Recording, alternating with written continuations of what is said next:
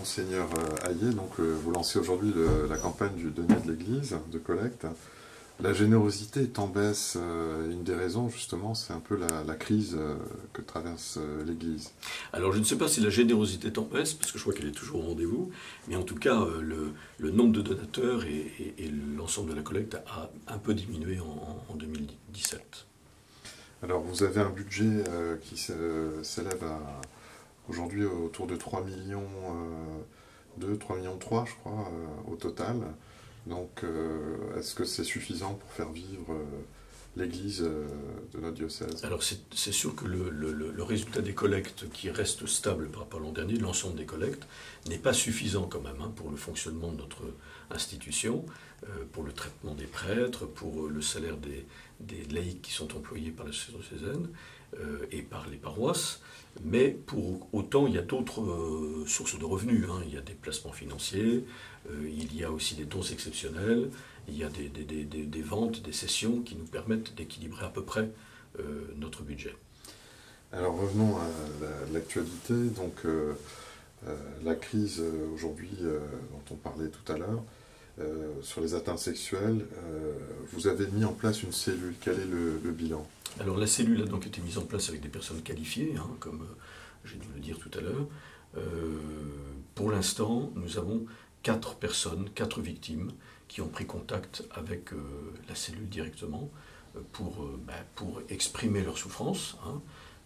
Victimes qui ont été abusées il y a quand même assez longtemps pour la plupart d'entre elles, qui ont aujourd'hui entre 60 et 80 et quelques années, et donc pour lesquelles les prêtres d'ailleurs fauteurs sont décédés, ou très vieux, et pour lesquels il n'y a jamais eu de décision de justice, et qui sont malheureusement prescrites du point de vue de la justice.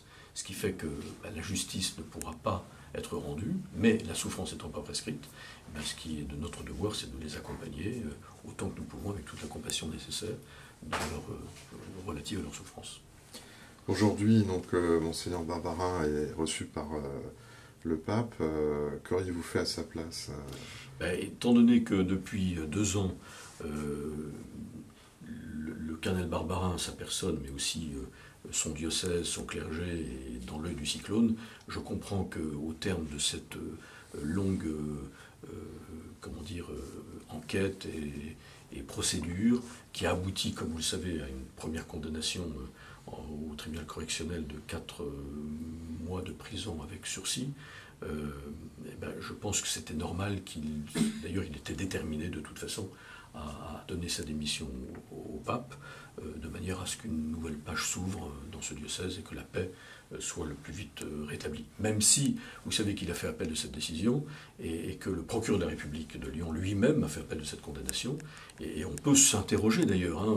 Le premier jugement qui a eu lieu il y a quelques mois avait conclu à son innocence. Celui-là, sans éléments nouveaux, conclut à sa culpabilité. La procureure de la République n'ayant pas requis aucune peine à son encontre.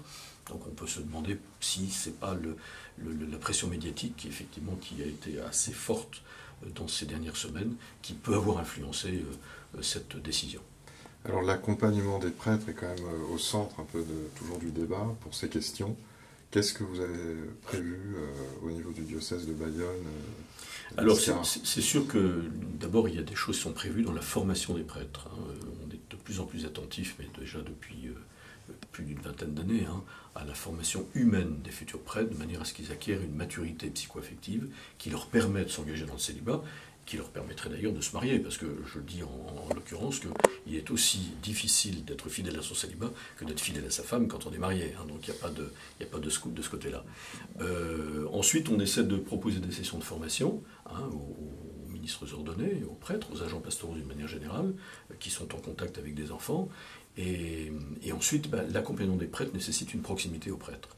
Et donc on essaye que les prêtres vivent le plus possible des équipes fraternelles, hein, de manière à ce qu'ils puissent s'encourager. Parce que je dois quand même dire que la majeure partie des prêtres, la grande majorité des prêtres de notre diocèse, sont extrêmement généreux dans leur ministère, au-delà de l'âge légal de la retraite, et sont fidèles à leur célibat. Donc ils payent pour l'image à cause de quelques-uns de leurs confrères qui sont, grâce à Dieu, on peut le dire cette fois, une infime minorité, ce discrédit et cette suspicion dont ils peuvent être